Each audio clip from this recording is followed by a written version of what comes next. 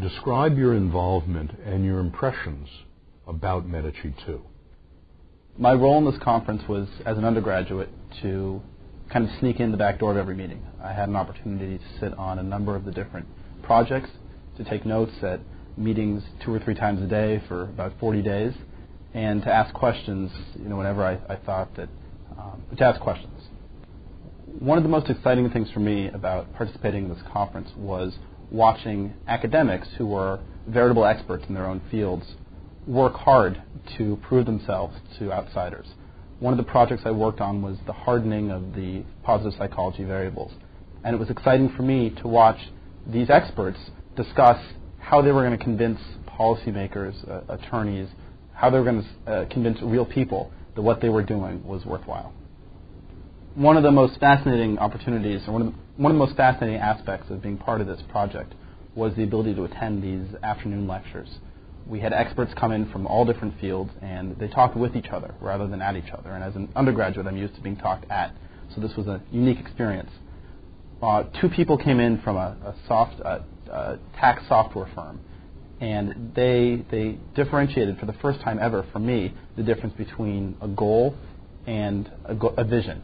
And they explained that you can have visions, which is where you're going to be a year from now or 5 years from now, and you can achieve those. But the visions aren't worth anything unless they're in line with a larger goal or a larger mission. Describe how you think Medici II and follow-up seminars will affect positive psychology and the rest of your career. What I took out of this is I think Medici II and whatever comes after this is going to push positive psychology toward the real world. Some of the academics are going to be breaking out of their schools and their publications. They're going to be working more with policymakers and lawyers, because the people I met over the last 45 days really seem to love this topic, and it sounds to me like they're going to do anything they can to get others outside of psychology to love positive psychology as well. Discuss your area of interest within positive psychology.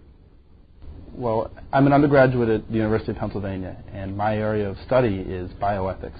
One thing I focused a lot on is the enhancement debate.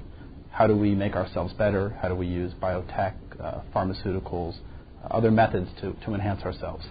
And positive psychology's provided a completely different perspective on that. It focuses on self-enhancement, but it's all about what we discover within ourselves. And bringing those 2 fields together, bioethics and psychology, has really been my area of interest in this conference. Before I started participating in this conference, I was pretty set on going to law school directly after graduating from Penn.